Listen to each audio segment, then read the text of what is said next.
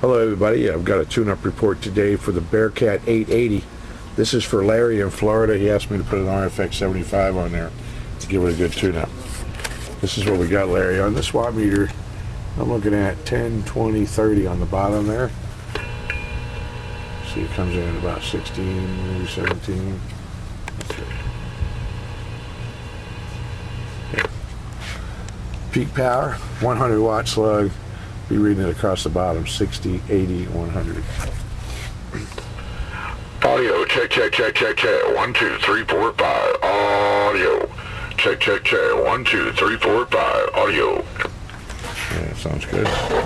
Not a bad sounding stock mic on those. One of the better sounding ones. Put it on the antenna.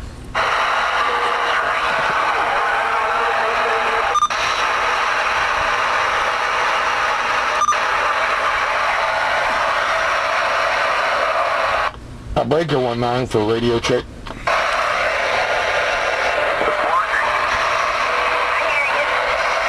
I appreciate it. Thank you.